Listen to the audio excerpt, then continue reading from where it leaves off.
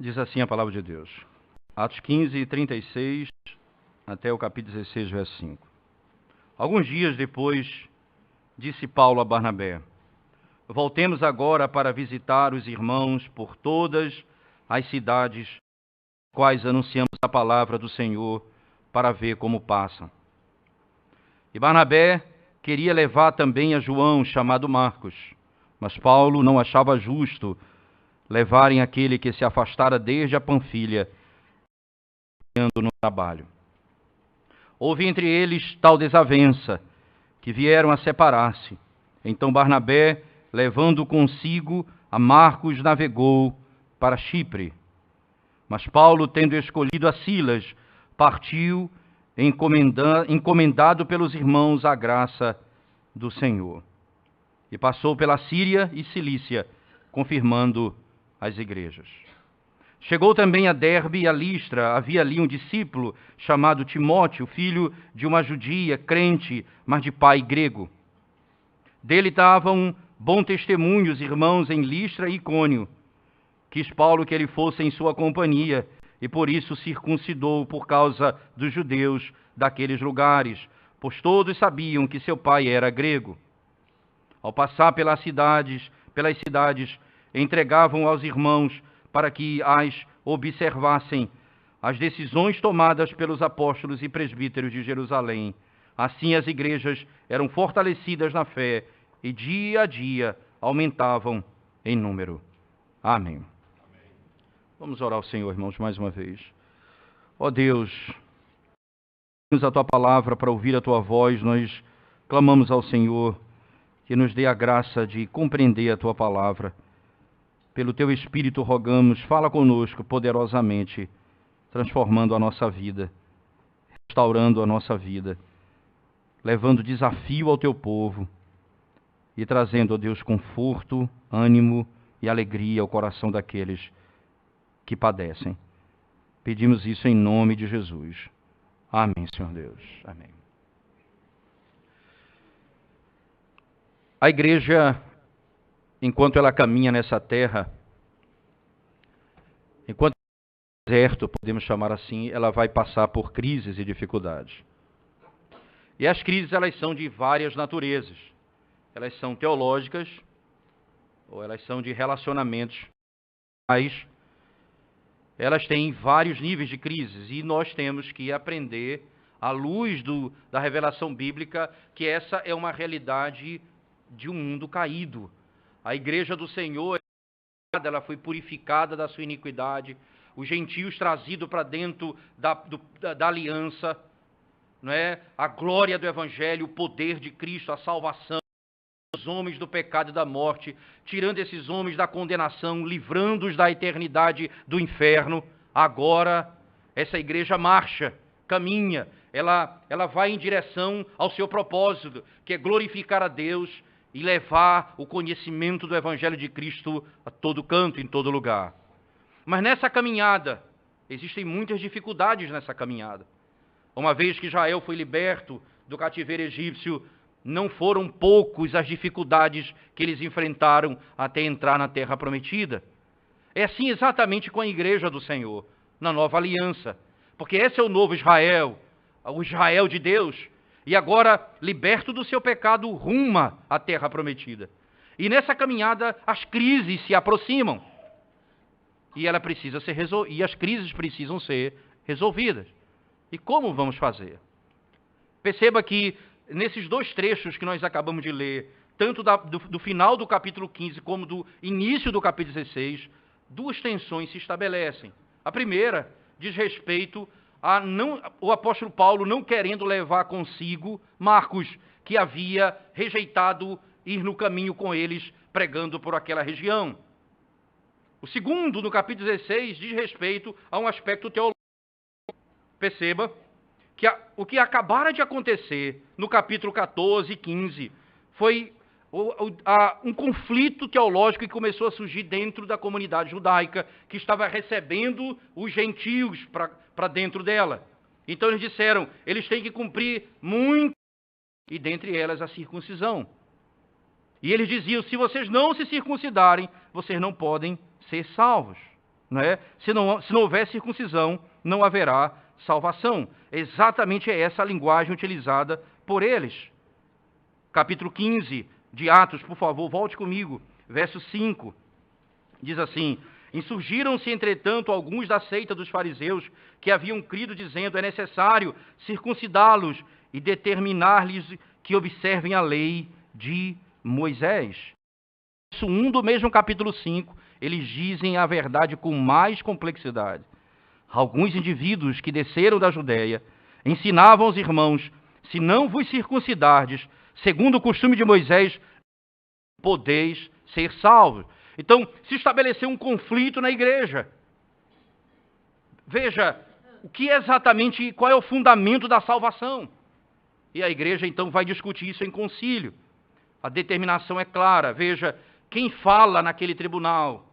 Perceba que são os três que são envolvidos nessa visão complexa. Pedro, Paulo e Tiago, que era representante e o líder da igreja em Antioquia, entre os judeus. Esses três falam.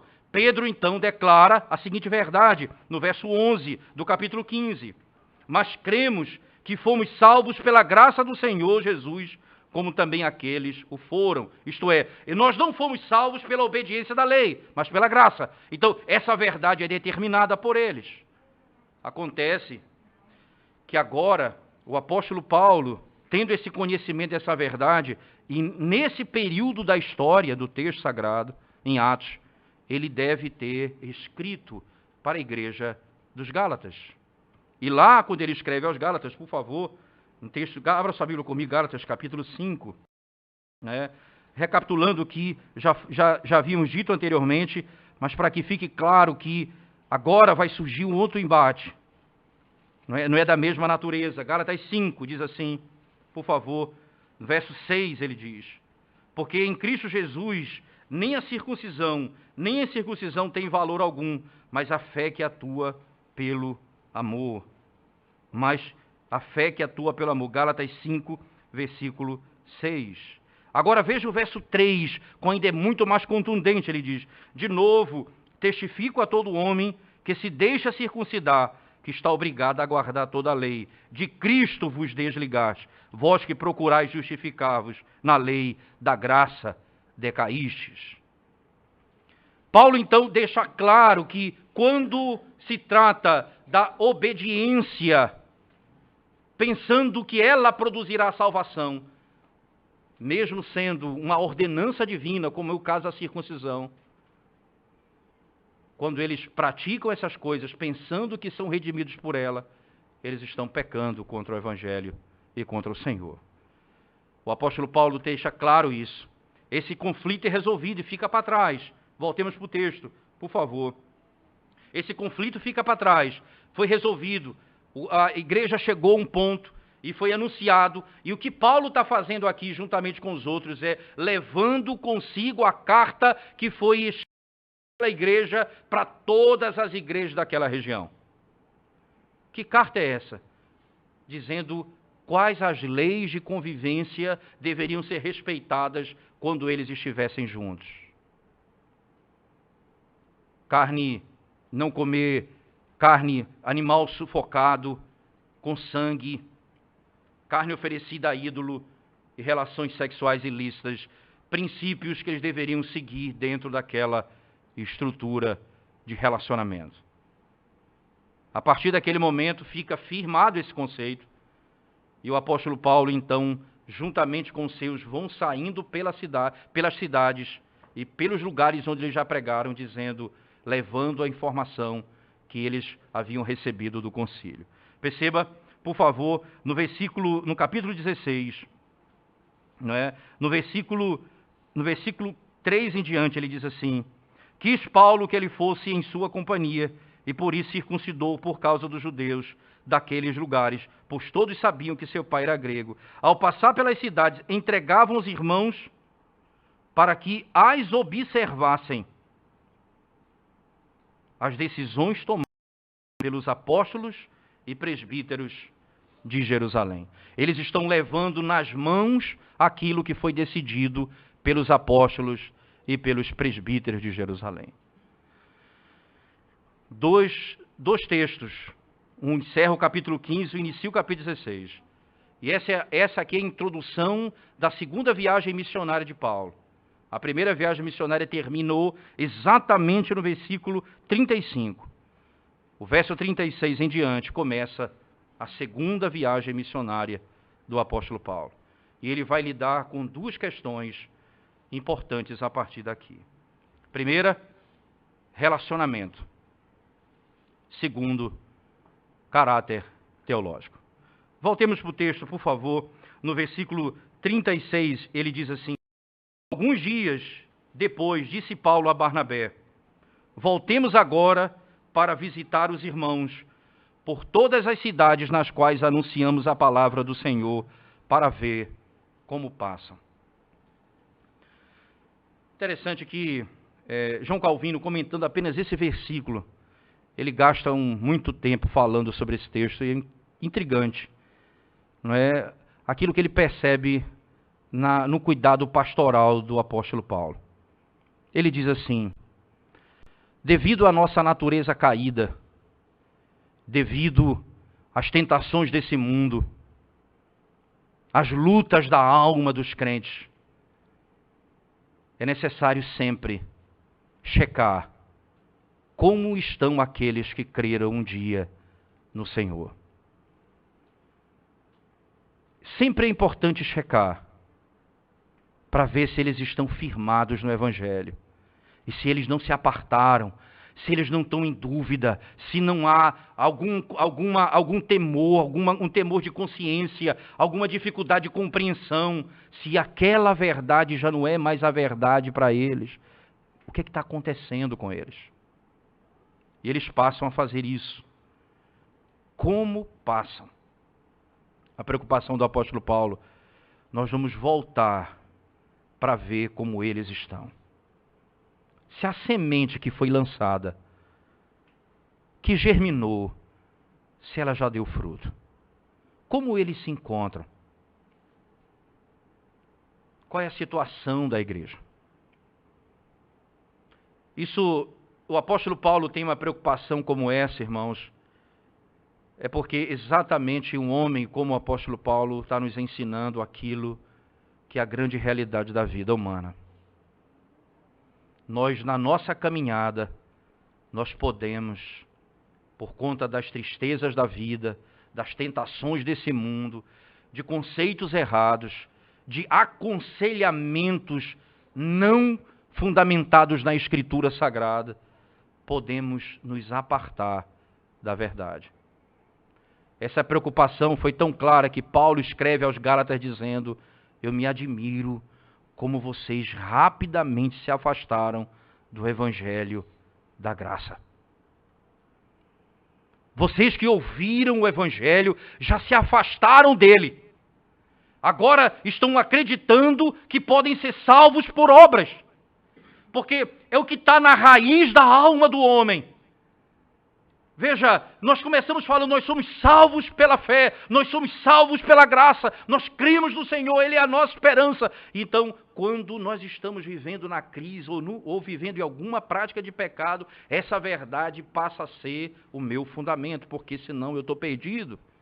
Mas quando a coisa se acalma, eu começo a acreditar que eu sou salvo por aquilo que eu estou fazendo. E começo a acreditar que depende da minha força para a minha salvação. E de repente nós abandonamos um conceito fundamental do Evangelho e estabelecemos aquilo que é oposto ao Evangelho. A origem da visita de Paulo, da segunda viagem, começa assim: eu estou preocupado com a situação espiritual daqueles que ouviram o Evangelho. E eu vou passar por lá para saber como eles se encontram. Para saber como eles estão.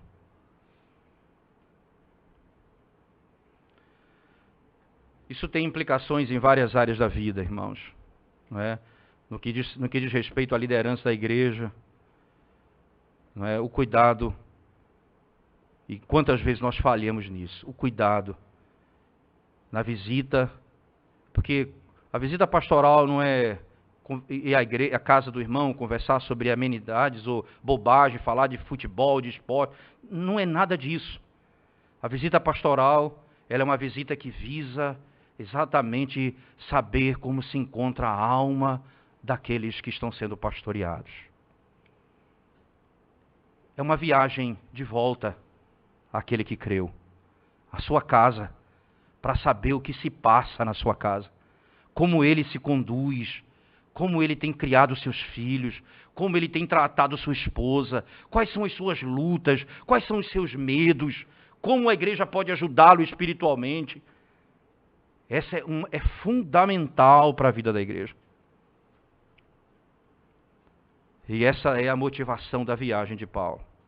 Saber como estão aqueles que creram no Evangelho do Senhor. Acontece que a motivação é extraordinária e Paulo então vai partir para essa viagem. Mas no verso 37, Barnabé queria levar também a João chamado Marcos. Começa o problema aqui. Ele queria levar João chamado Marcos. João havia voltado no início da viagem. Começou a viagem e ele voltou. Paulo então não acha justo que ele que não fez essa viagem anunciando o evangelho, agora volte com eles querendo saber como passam aqueles que ele fugiu no primeiro momento. E Paulo então se preocupa com isso e não aceita que ele vá com eles para essa viagem.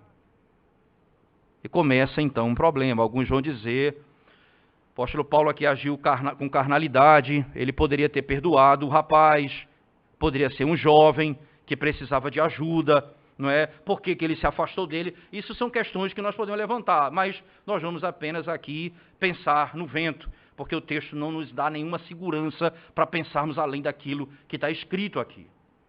O que é certo e não podemos fugir é o que está anunciado no texto. A igreja aprovou tal decisão. Veja que no versículo 40 do capítulo 15 diz, mas Paulo tem Silas encomendado pelos irmãos à graça do Senhor. O que é encomendado pelos irmãos? Isto é, a igreja então abençoou a viagem dele. Silas e vocês vão fazer essa viagem. E a igreja os abençoa. Fosse esse um problema real, não é? E que deveria ser tratado naquele momento, a igreja diria, vocês não vão partir e nós vamos resolver essa questão aqui agora. Mas a igreja vai e os abençoa. E eles vão. Existem momentos na vida que nós temos que nos separar. Foi assim com Abraão e Ló. Eles só conseguiram caminhar nas suas direções, como Deus havia ordenado, quando eles se separaram. O momento em que eles estavam juntos, a riqueza de ambos, a terra não podia suportá-los. Então, começou a haver um conflito entre os pastores. E os pastores que cuidavam do rebanho de Abraão e de Ló começaram a ter atrito entre si. Então, Abraão diz, é verdade, nós não precisamos ter esse conflito entre nós. Você segue o seu caminho, que eu sigo o meu caminho. Então você vai procurar primeiro, você vai dizer para onde você for. Se você for para a esquerda, eu vou para a direita. Se você for para a direita, eu vou para a esquerda. Nós vamos para caminhos diferentes. Cada um vai seguir o seu caminho. Veja que essa divisão não é fruto de inimizade. Porque logo depois, no capítulo 14, isso se deu no capítulo 13 do livro de Gênesis. Logo depois, no capítulo 14, Ló envolvido num conflito de uma guerra dos 5 reis contra 4 reis. E quem vai libertar Ló? Abraão e os seus homens. Implicando que não é uma questão pessoal, não é um conflito pessoal, apenas é um momento, aquilo ali, não dá para ficar junto e tem que separar para o bem deles. Isso é um princípio bíblico, entender que existem momentos que tem que ser assim. O que não pode haver é, nesse momento, nós somos inimigos. Nós ameaçamos um ao outro. E isso é pecado e tem que ser tratado. Mas isso não pode acontecer no meio da igreja. Mas há momento que isso tem que acontecer. Ora, irmãos, até mesmo o divórcio às vezes é assim. Paulo, escrevendo à igreja de Corinto, diz exatamente essas palavras. Quando fala acerca do incrédulo que não quer viver com um crente, deixe ir. Deus o chamou à paz. Que ele vá, que ele se aparte. Agora, você não vai se separar dele. O crente não está autorizado a se separar dele. Mas se o ímpio quiser sair, ele vai sair. E Deus o chamou para a paz. A paz vai ser estabelecida quando? Quando eles saem, diz o texto sagrado. Não pode haver esse conflito. Da mesma forma, o fato deles se separarem, envolvidos os seus problemas e certamente aqui as suas dificuldades pessoais no relacionamento, o apóstolo Paulo teve a bênção da igreja, assim também como Barnabé e Marcos, que saíram para outra região para proclamar o evangelho. Aqui diz o texto no verso 38, mas Paulo não achava justo. Veja que o argumento de Paulo é esse: não acho justo levar aquele que se afastou desde a Panfilha. A preocupação de Paulo era, ele não veio conosco na pregação, ele não deve voltar quando nós vamos voltar para poder checar como estão a vida daqueles que ele não quis ir pregar. Não é justo que ele vá conosco. Por isso é bom que ele siga outro caminho. É interessante notar, irmãos, que a Escritura vai nos ensinar que não existe problema. Paulo vai se reunir com ele posteriormente. Isso vai ficar muito claro na Escritura Sagrada. Não é? Nós podemos ver isso acontecer, por exemplo, lá em Colossenses. Abra sua Bíblia, por favor.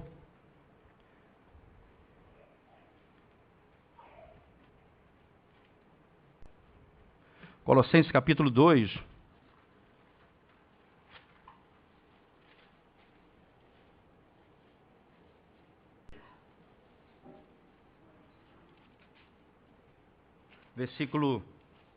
Colossenses 2, versículo 10.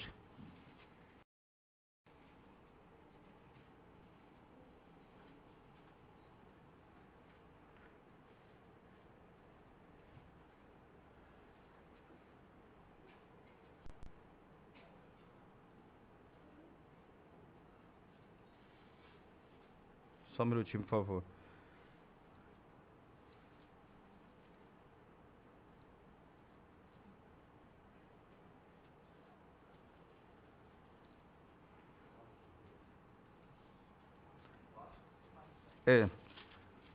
Colossenses 4, né? 10, isso mesmo, obrigado. Colossenses 4, 10, eu anotei 2, 10.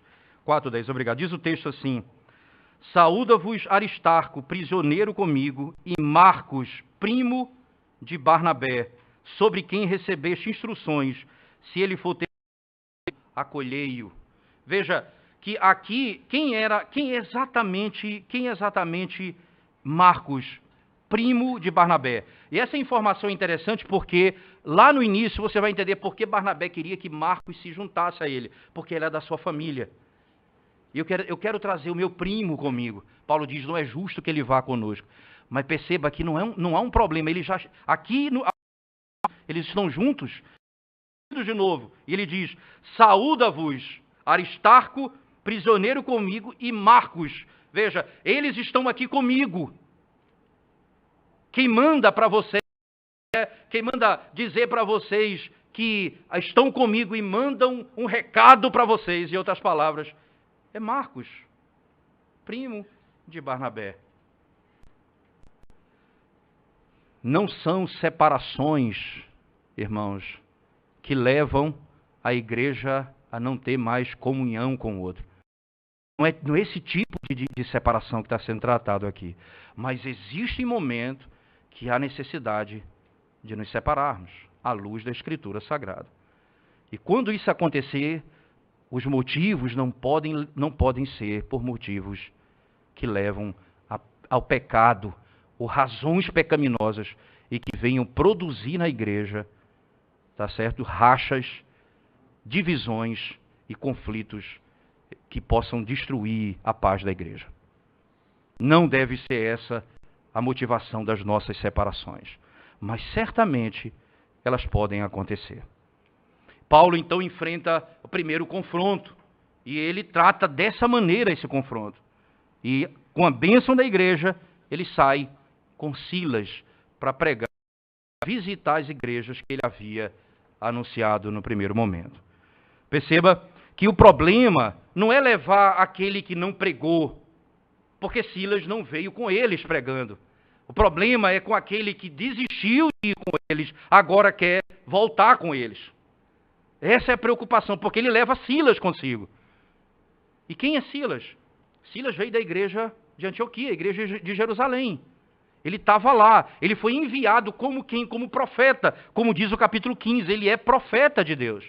E ele vai juntamente com o apóstolo Paulo, anunciando a palavra de Deus àqueles homens. Cuidando da igreja e preocupado com a igreja.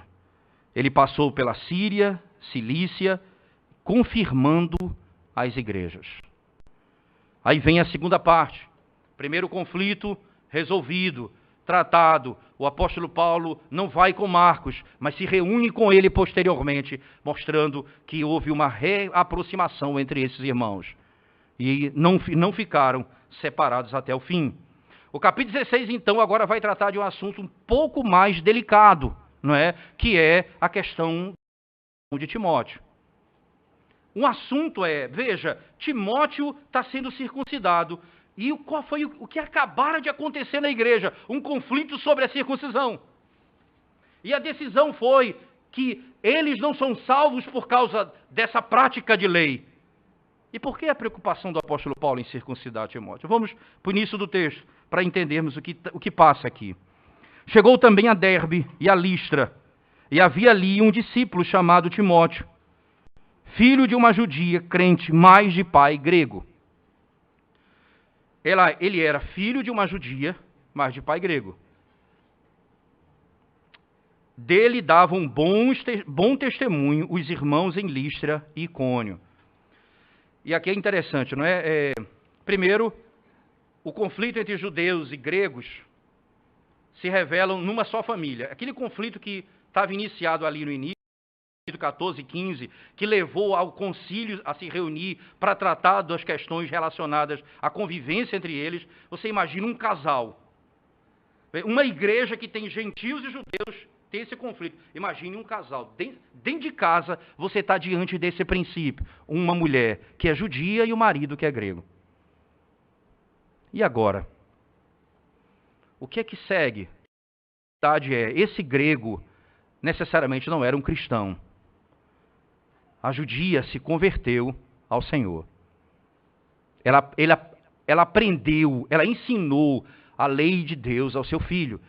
Isso é um testemunho falado no início da carta de Paulo a Timóteo. Ele aprendeu com ela e com a avó acerca da verdade do Evangelho. Ele conheceu a palavra por meio da sua mãe e da sua avó. Alguns vão discutir aqui, não é?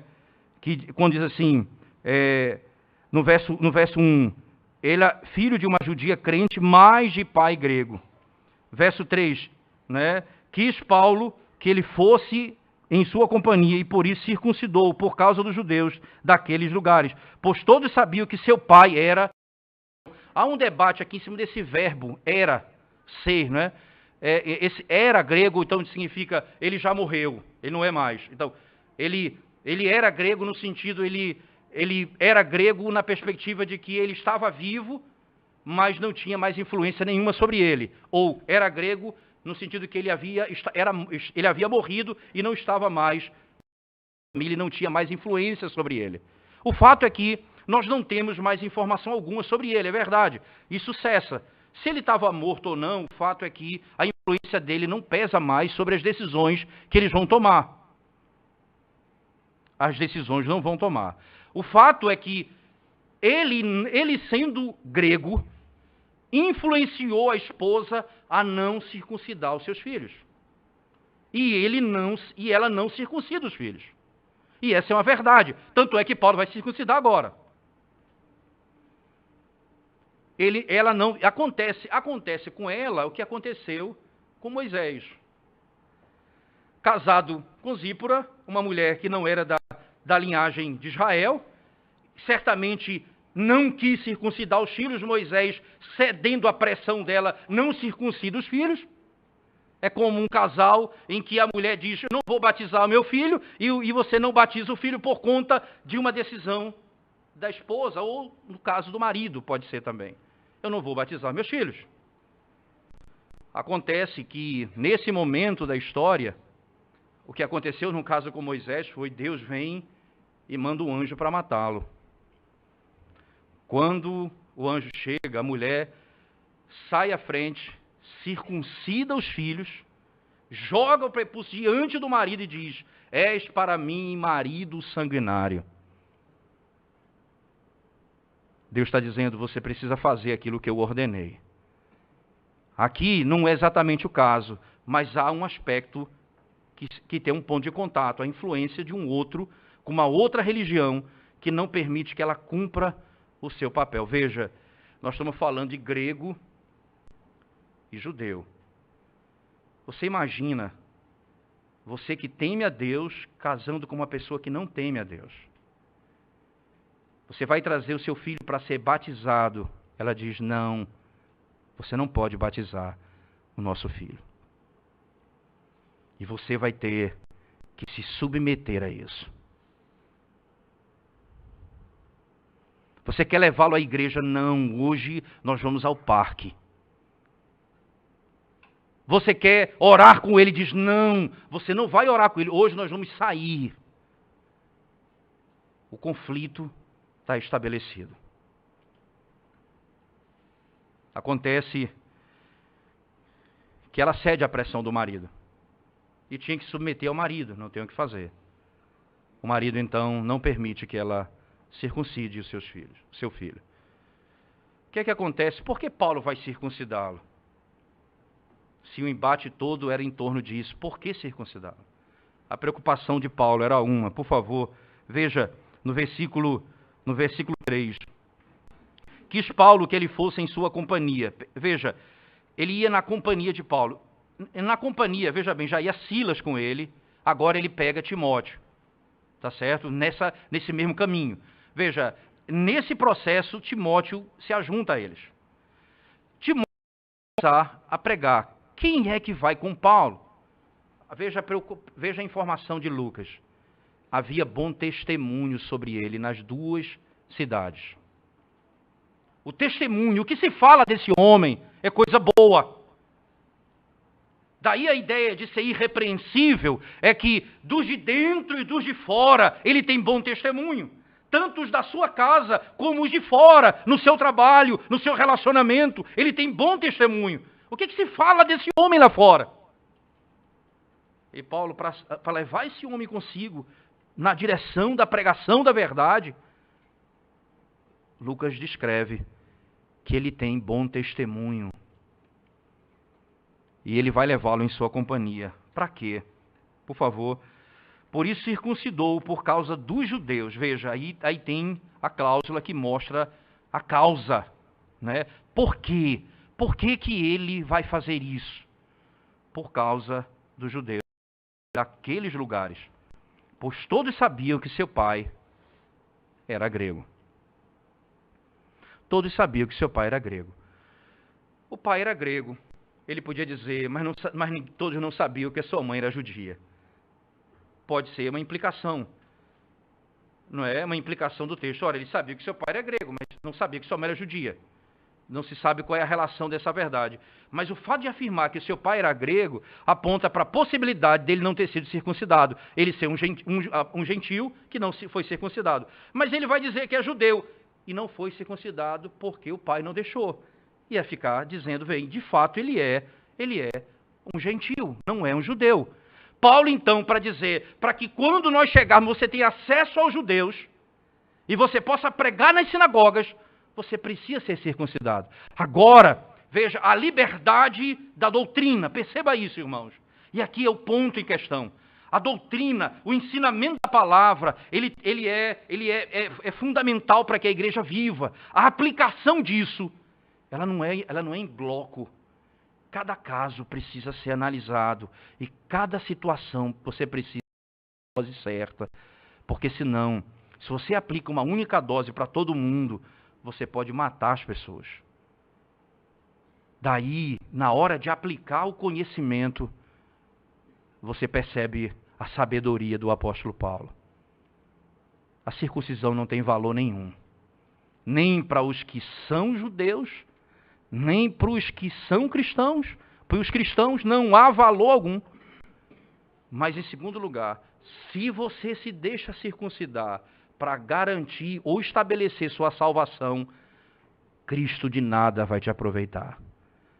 Mas por que circuncidar? Porque era para ele ter sido circuncidado na infância, ao 8º dia, e não foi.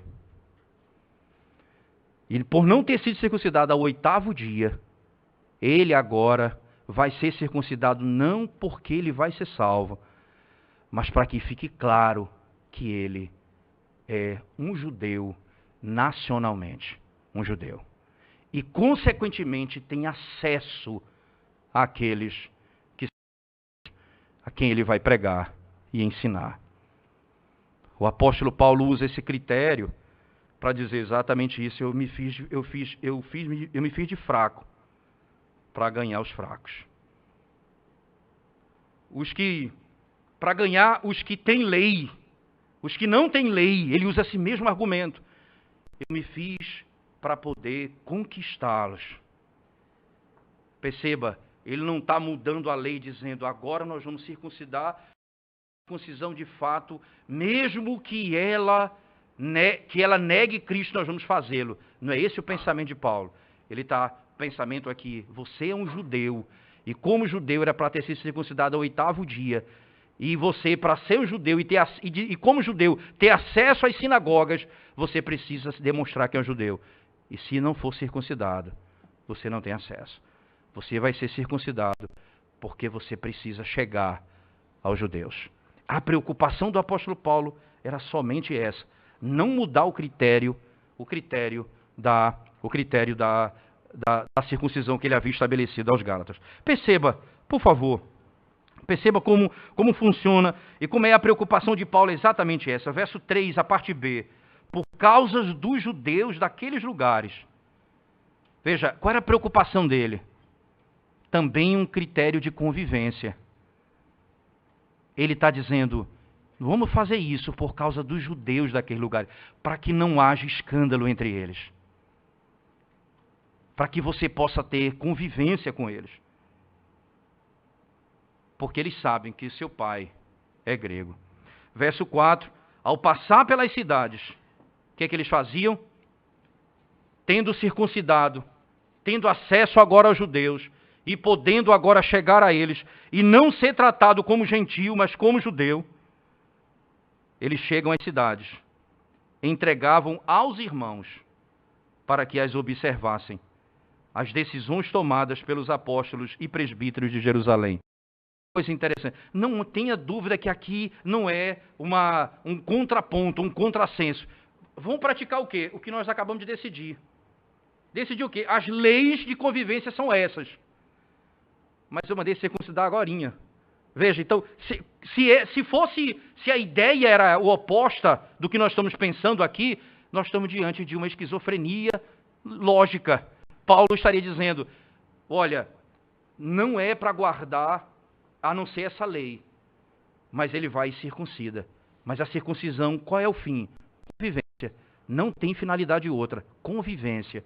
Assim como as 3 leis foram estabelecidas anteriormente, para quando eles estiverem juntos, poderem ser observadas, ele também usa a circuncisão para dizer, quando você estiver entre os judeus, fique claro que você é um deles que crê no Senhor e vai proclamar o Evangelho a eles. E eles não têm aqui uma ideia de contradizer aquilo que foi dito pelo concílio.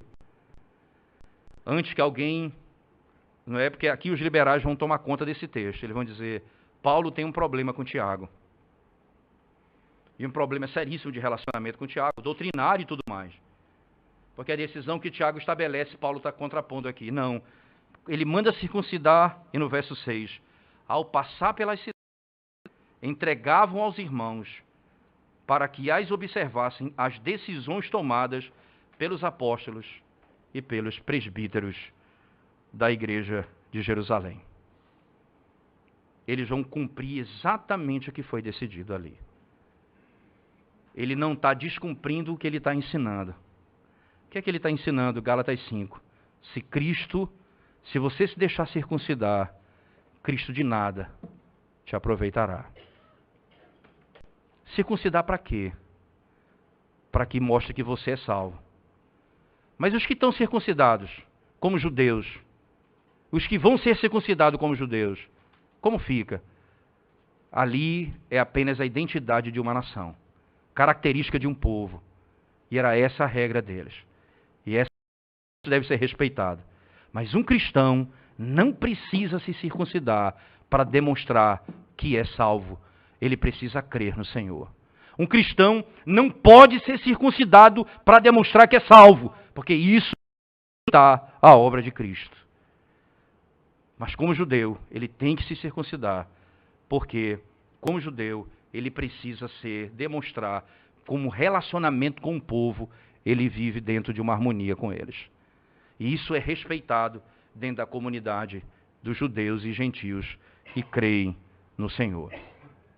Essa preocupação, ela é muito clara, não é? Por que clara? E por que isso é certo? Isso é bom. Veja como termina o texto. Assim, as igrejas eram fortalecidas na fé. E dia a dia aumentavam em número. Não é confusão. Eles foram fortalecer a igreja do Senhor. Fortalecer como? Vocês não são salvos pela obediência da lei. Vocês são salvos pela graça, pelo poder do Evangelho. Quando vocês estiverem juntos, judeus e gentios, cumpram esse para que haja paz entre vocês. Mas essa não é uma regra que a igreja tem que observar como fundamento para a salvação. Vocês têm que crer no nome do Senhor para ser salvo. Nenhum outro princípio pode ser usado como fundamento de salvação. A consequência disso é a igreja era fortalecida e crescia. Todas as vezes, irmãos, que nos conflitos da igreja, as decisões tomadas são dadas pelo Senhor à luz da palavra, elas geram esse resultado. Por exemplo, volte comigo, por favor, em Atos capítulo 6. O mesmo problema.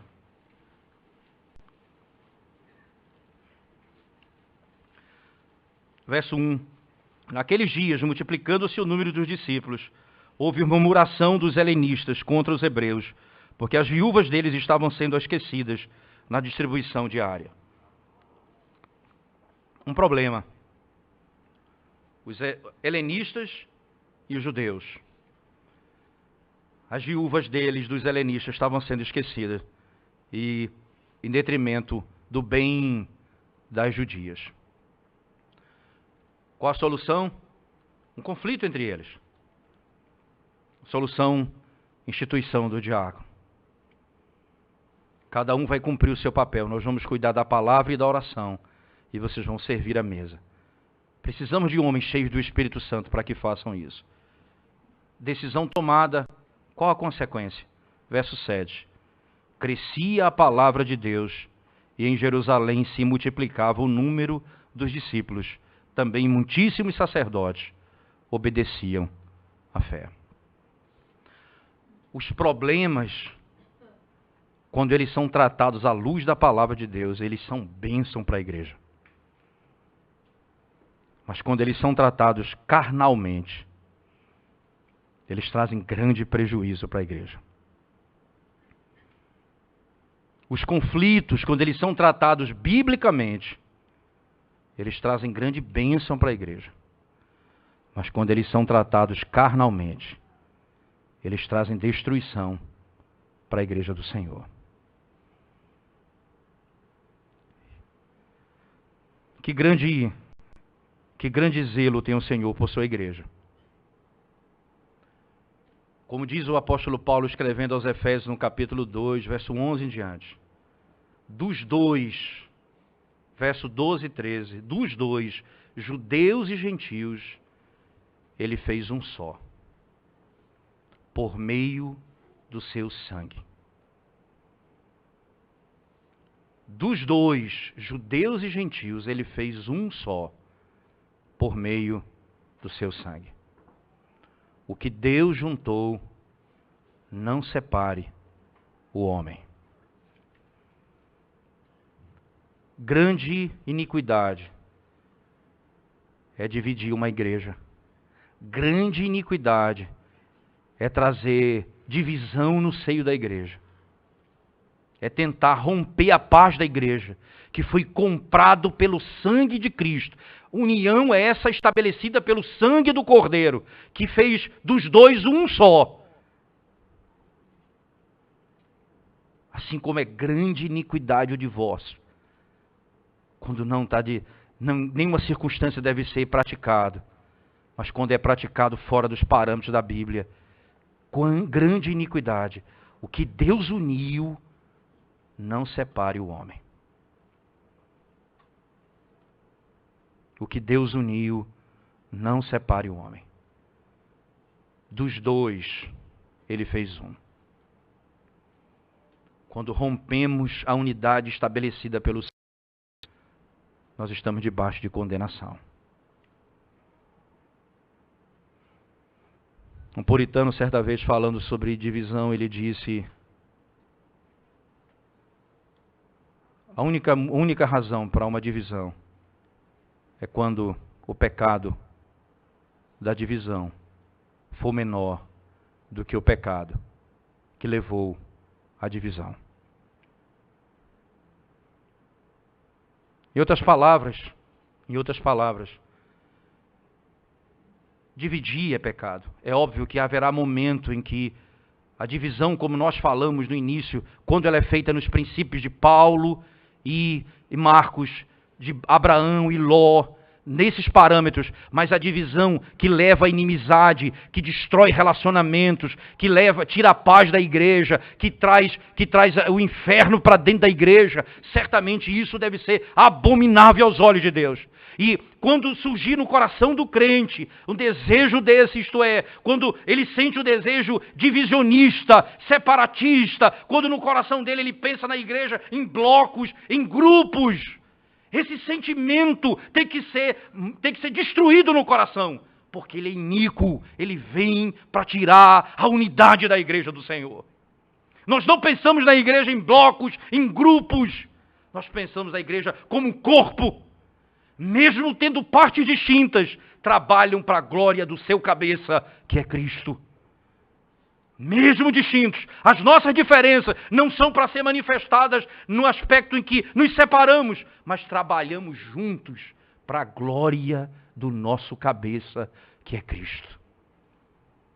Nunca a igreja deve permitir. E se surge no seu coração um sentimento como esse, você tem que rechaçar, porque isso não vem de Deus. Não olhe para as pessoas, não se separe delas por diferenças externas, porque o que une vocês é o sangue de Cristo. Segundo lugar, as doutrinas da palavra de Deus, que são inegociáveis, a igreja não vai negociar, porque nós não vamos manter a unidade da igreja com base em mentira. Nós não vamos dizer que a circuncisão pode ser feita religiosamente nos nossos dias para mostrar que você é um crente, porque isso vai destruir a igreja, porque a união da igreja não é feita com base em mentira, é feita com base na verdade. A unidade da igreja se estabelece na verdade. Não há unidade fora da verdade. Nós não temos unidade fora da verdade. Nós estamos unidos em torno da verdade. E se a verdade não é estabelecida, a nossa união, ela é superficial, se não falsa. Por isso, a importância de termos a firmeza do apóstolo Paulo para ter a sobriedade de saber usar as diferenças e as nuances dessa verdade. Ele ensina e traz a carta do concílio para a igreja. E é capaz de circuncidar Timóteo sem quebrar o princípio que ele está defendendo. Essa é a sabedoria que Deus deu aos homens que buscam a Ele. Nós vimos isso na pregação de Levítico 10, Nadab e Abiú. Ofereceram fogo estranho e imediatamente foram mortos. Pouco tempo depois, no mesmo capítulo, surpreendentemente, Moisés ordena que ele pratique aquilo que foi ordenado para cada sacrifício.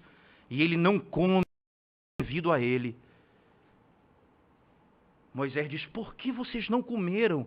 Não é essa a forma de Deus determinar que o sacrifício foi aceito quando o sacerdote come a carne que havia sido deixado ali? Aí Arão disse a Moisés, os meus filhos entraram no santuário, ofereceram um fogo estranho e morreram. Eu temi, Moisés, se eu poderia comer ou não essa carne. Eu temi. Moisés olhou para ele e disse, eu aceito a sua explicação. 2 quebraram. O coração do segundo era diferente do coração do primeiro. O primeiro, descaso com as coisas de Deus.